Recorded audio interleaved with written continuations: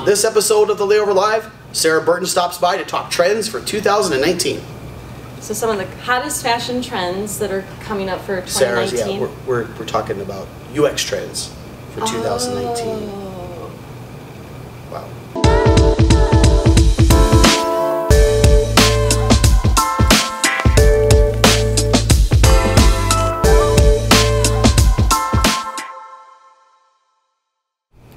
Hello everyone and welcome to episode 56 of the Layover Live, where we bring you the top article from the Layover each week. I'm Jason Swick, VP of Digital Marketing. I'm joined by graphic designer Sara Burton. Hey. So welcome. Thanks. Welcome back for the holiday. Yes. It's the first edition back. Coming back, I feel like I'm on a little bit of a fog and a little bit of a holiday coma. I was sick. It seems like half the office was out being sick, right? But we're all back, healthy now, ready to talk about design trends for 2019. So the article that we're going to bring you this week, I think, is really in-depth and it's a really good read. So I really think for you to bring that to our attention, Sara. Yeah. And it talks about trends as it relates to UX, and it comes from UX design. It's a really, really, really good article, and it's a lot to unpack. So I want to just talk about a few of the things that are on there today. First and foremost, it talks about designing for less, right? And this is like a new trend we're starting to see. So maybe what are some of the ways that we can create designs with healthier behaviors in mind? Because typically we're really designing for engagement, thinking about engagement. That kind of maybe is a holistically is maybe not the best way. And designing for less is maybe the new approach. Talk about that a little bit. Yeah, absolutely. I think a lot of companies are considering the impact of technology on the user's life.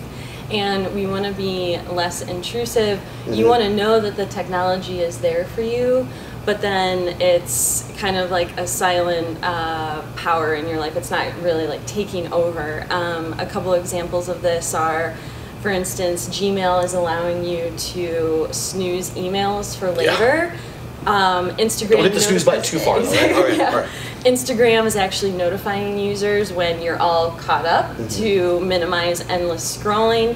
Even Bumble is allowing you to take a pause from the online dating world and kind of take a digital detox. So it's really about healthier online experiences and just having a more mindful relationship with technology. Yeah, it makes a lot of sense, especially as we're really trying to grab pieces of time from everybody. So it's really important that designing for less makes a lot of sense and lets people to consume things the way they want to consume things, right? It's really good. So we talk about these different interactions. Things are becoming, much more dynamic. Yeah. And it's really important. So what types of factors, should we be taking into consideration when we're talking about these dynamic experiences? Yeah, so the article talks about thinking outside the artboard and really having that metaphor evolve. So thinking more in terms of a journey and what is the customer journey, and sharing a story instead of necessarily a wireframe, and really being able to show the user, and even when you're presenting designs, show them in context, so then your stakeholders get a real idea of, if you're designing for the mobile phone, show it to them on a mobile phone instead of a laptop. And so like really thinking outside that artboard methodology. Yeah, and some of the things really XD team's already doing, right? Exactly. So shout out to Lisa Love and her team. They're already doing a lot of that type of stuff now. Exactly, showing a lot of how these things perform on different devices and things like that as well. Absolutely. So, one thing it talks about lastly is as we unpack some of these 9 trends they had, but I want to talk about this open approach now to the way that people design. We saw this a lot in digital marketing. A lot of people got really protected with process. No one wanted to share how they did things.